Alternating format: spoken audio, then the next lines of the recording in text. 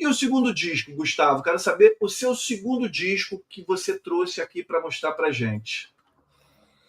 Então, o segundo disco é um disco que eu tenho duas versões dele, na verdade. Até deixa eu pegar outra aqui, peraí. Senti que gosta muito já, então tem dois. Pois é. E, bom, é uma banda italiana, dessa vez, também desse estilo do power metal, né, que é um metal, dessa vez com muita influência de música clássica, assim, Bach, Chopin, muito teclado, né, muita orquestra. Eu tô falando do Rhapsody, que é essa banda aqui, Rhapsody, e o álbum se chama Dawn of Victory. Eu tenho duas versões deles, um meio ferradinho já, aqui, com a capa meio ferradinha, e tem dois autógrafos aqui, né, do guitarrista, o Massa, Luca Turilli, e o vocalista, que é o Fabio Lione. massa. Então, são dois, né, porque, enfim, esse aqui eu comprei, eu lembro de um amigo meu há muito tempo, assim, e Legal. ficou meio ferradinho, acabei comprando o outro. Mas ficou ferradinho de tanto ouvir ou de tanto emprestar? Não, na verdade é de tanto folhear, né, porque o que acontece, essa banda ela tem uma característica, que é o seguinte, eles criaram um universo, vamos dizer assim, um universo literário onde as músicas são baseadas. E Uhum. cada CD, o encarte vem com um trecho Que desse, legal. como se fosse um capítulo de um livro. Então o Sim, encarte é gigante, porque tem toda a história pode crer. do, da saga em si, né? É uma Pode saga do crer. estilo Senhor dos Anéis da vida, assim, sabe? Fantasia e tal, né? Fantasia, total. E aí eu folheando, ele foi, né, deteriorando. Muito bom. Ah, mas é sinal de que foi bastante utilizado, isso que importa. Ó, o Neto Rocha está dando boa noite aqui, falando heavy metal é o gênero que ele menos tem conhecimento e é sempre bom esse tipo de quadro para conhecer coisas novas. Até agora não conheço nenhum. Tamo junto, Neto. Por isso que eu falei, era uma preocupação do Gustavo. Ele falou, talvez você não conheça nada. Eu falei, puta, aí que tá legal, vamos fazer porque eu quero conhecer, vou ouvir. Se vou gostar, eu não sei, mas vou ouvir. Quero fazer o dever de casa. Eu acabei não te perguntando uma faixa de destaque ali do primeiro, se você quiser Ah, comentar, e uma faixa depois desse específico aí que te pega forte. Pode voltar lá, vamos roubar aqui o programa é nosso. Uma faixa, uma faixa que você indica para a galera conhecer a banda do primeiro.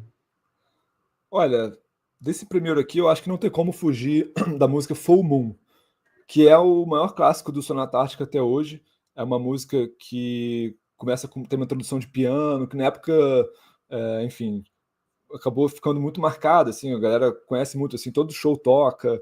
É aquela música tipo Smoke on the Water do Sonata Ártica, sabe? Ele sempre toca. É o hino, né, da banda. Aquele... É o hino. É. E Legal. Do Dawn of Victory eu recomendaria a própria faixa título, a Dawn of Victory, que tem uma introdução com um riff de guitarra matador do Luca Turilli, é uma música muito rápida, né? Assim, resumidamente, a história do álbum é uma fantasia, né? E você tem ali como se fosse uma espécie de um guerreiro ali, né? Um guerreiro que ele precisa, na história, buscar a tal da espada esmeralda, né? Que é o nome que é Emerald Sword. E aí tem todo os percalços, os vilões. Para quem gosta de fantasia, é um prato cheio, assim, né? E Legal. A música Dawn Victory ela narra justamente uma dessas batalhas que acontecem ali dentro. Então é uma coisa muito louca, assim, né? Eu acho que assim, o que acontece, até o nosso amigo comentou ali, né? Ah, não conheço muito heavy metal e tal. Eu não sei, sinceramente, se esses discos são os discos que a galera que não conhece metal já ouviria de cara. Talvez sim, foi o que aconteceu comigo. Eu, por exemplo, eu não comecei ouvindo heavy metal por Iron Maiden, Black Sabbath, Metallica, Saxon. Eu comecei Os justamente por clássicos. essas bandas. Eu comecei por essas bandas dos anos 90 e começo dos anos 2000 e depois eu fui buscar os clássicos. Então cada um tem um atalho aí, tem um caminho próprio, né? Mas Mas se quem ouvir isso aqui e gostar, é porque realmente o bichinho tinha que morder mesmo. muito bom. E também tem aquela coisa melódica, né? Que você falou do primeiro, e esse também tem essa pegada, né? Sim, se você pegar uma música que, por exemplo, a Trolls in the Dark ou a The Last Winged Unicorn, são músicas que elas parece que você está ouvindo, vendo um filme assim de fantasia e começou ali uma orquestra, uma Europa medieval, sabe? É esse clima. Entendi. Esse, então, você considera um bom ponto para convencer alguém a ouvir o disco pela primeira vez? Você venderia essa ideia? do lance da É, fantasia e tudo, é um bom sim, mote. sim, porque eu acho que tem muita gente hoje em dia que a fantasia está muito em alta, né? Desde que teve também aquela série Game of Thrones há um tempo atrás, eu acho que a fantasia voltou muito pro mainstream. Aí você tem hoje o The Witcher, né? O The Witcher também tá. Sim, tem bastante. Eu adoro Conan, cara. Eu gosto muito de Conan, do aquele universo do Conan. Eu acho sensacional também. E sou fã do Pois Senhor é. dos Anéis, enfim. Maneiro, vou ouvir. Tá aqui, ó. Não quero falar, não tô anotando, mentira, não tô anotando, tô com caneta. Tem a live, vai ficar gravada, eu vou assistir, pegar as dicas lá depois com o Gustavo. Chegamos ao Legal. terceiro da sua lista. Manda ver aí pra Então, gente. o terceiro da lista que eu peguei aqui, dessa vez não tem autógrafo, é o Não tem. Avantasia. É essa banda aqui. Inclusive, eles vão fazer show agora em maio no Brasil, no festival lá em São Paulo. É o Bangers Open Air, eles vão estar lá, né? O Avantasia, que é o CD, é o primeiro deles também, chama The Metal Opera, né? De onde eles são? Então, o Avantasia, ele é um caso diferente, porque é como se fosse um supergrupo, sabe? Aquele conceito de super banda, junta Ah, um daqui, um dali. Só que é uma super banda capitaneada por uma figura, por uma pessoa que é o líder dessa super banda, que é o Tobias Sammet. Ele é alemão e ele é muito conhecido também nessa seara do metal mais melódico, que é por causa da outra banda dele chamada Ed Guy. Essa banda Ed Guy, ela vem desde o começo da década de 90 ali, lançando discos. E aí, de repente, nos anos 2000, assim, ele deu a louca, falou, quer saber, eu vou juntar um pessoal aqui, vou chamar um... Por exemplo, ele chama aqui nesse disco os cantores do Halloween, que é uma das bandas mais importantes desse gênero, mas que estava sim, muito sim. em baixa naquela época. Estava muito em baixa. Ah, a Paula falando da Vantage aí, né? A gente foi recentemente num tributo a essa banda aqui em Curitiba. Foi bem Massa. legal, aliás, Legal. recomendo. E aí, Bom, assim, o Avantasia, ele também tem essa característica de criar um universo paralelo, um universo próprio de onde as histórias das músicas se desenrolam. Só que isso só aconteceu nesse. É como se fosse assim: esse CD ele tem uma parte 2 também, o Metal para parte 2, que tá aqui em algum lugar, mas enfim. E aí eles fecham essa história aí. Aí depois ele abre uma outra história num terceiro CD, e enfim, ele vai fazendo esses ciclos. E esse CD aqui é uma história muito louca, porque envolve desde. É como se fosse assim a história.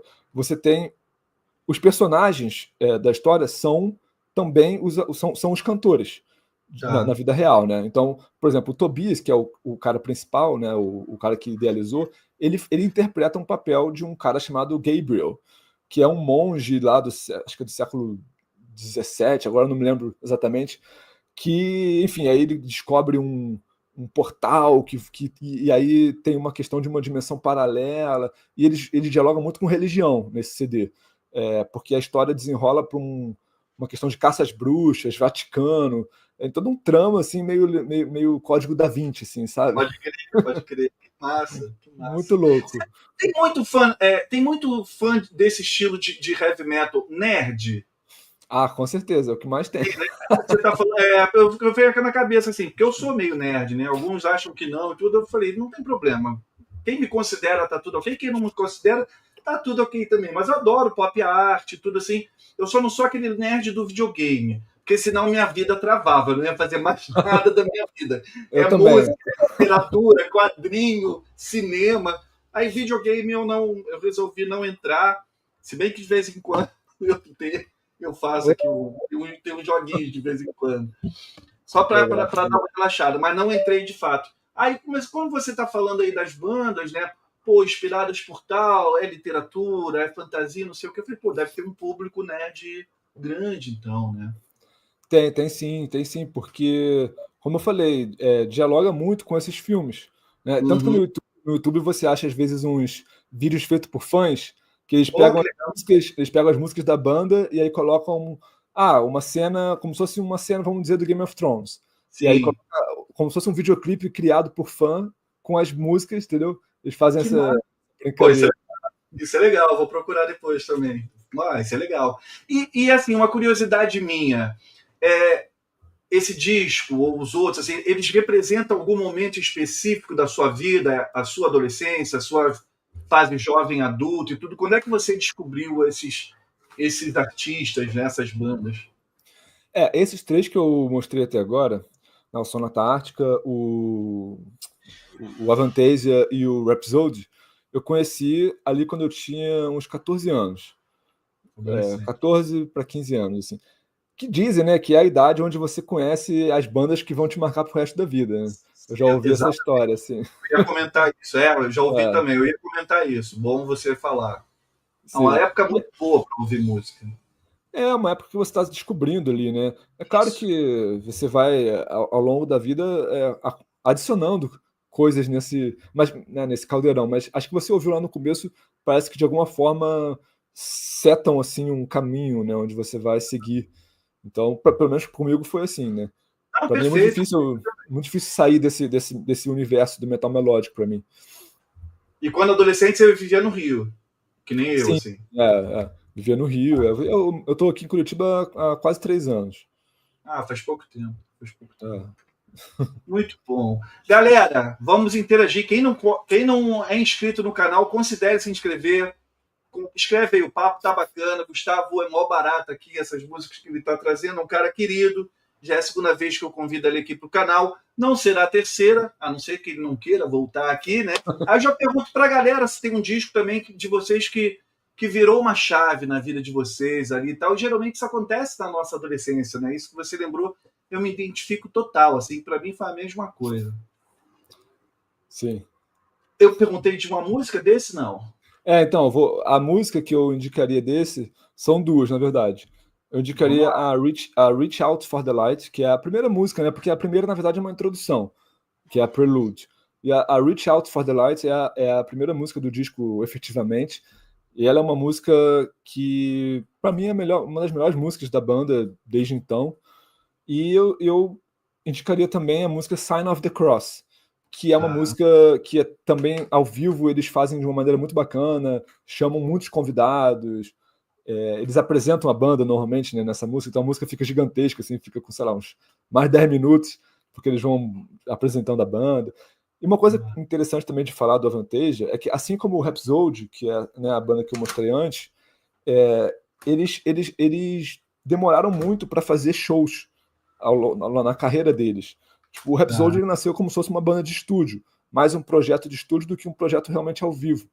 E o Avantasia, como era um projeto paralelo até então, desse idealizador, e que ele chamava gente de outras bandas, era muito Uhum. difícil reunir o pessoal para fazer uma turnê. Então eles ficaram anos sem fazer turnês. Eles só foram fazer turnês no terceiro disco, que é o The Scarecrow. Inclusive eles vieram para o Brasil e tal. Mas é uma coisa curiosa isso, né? Bandas que surgiram como projetos de estúdio acabaram ganhando muita força. E hoje em dia o Ed Guy, por exemplo, que é a primeira banda do Tobias, o Ed Guy virtualmente acabou. Eles não fazem mais shows, não fazem mais.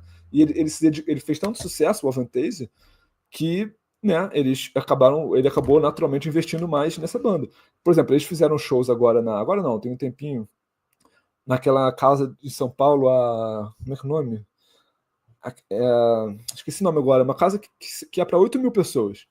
Então, Ó, assim, casa é uma banda grande, né? Fazer show para 8 mil pessoas aqui no Brasil é uma coisa grande. sem dúvida. Sem dúvida. E você assistiu as três bandas ao vivo já? Já assisti. O Rhapsody é um caso muito curioso, porque se eu fosse explicar a cronologia do Rhapsody aqui, é uma coisa muito louca. Eles se dividiram, aí mudaram de nome, aí o guitarrista fez um Rhapsody só dele, o tecladista fez um outro Rhapsody só dele. Virou uma bagunça, assim, né? Mas eu já vi todas essas, essas formações, vamos dizer assim, né? O Pode Avantasia crer. também, o Avantasia eu já vi acho que umas 4 ou 5 vezes ao vivo. Muito bacana. O Sonata Ártica também. Então eu gosto muito de ir em show. Sempre que dá, eu vou. Que legal, que legal. Ah, o show é sempre show, é literalmente um espetáculo, assim, né? É um show, vale a pena. Quando você gosta muito da banda ali, do artista, tem que pelo menos assistir eles uma vez ao vivo. O que me dói muito lembrar que eu nunca assisti os Rolling Stones ao vivo, já vieram umas 5, 6 vezes no Brasil. Enfim, isso é outra história.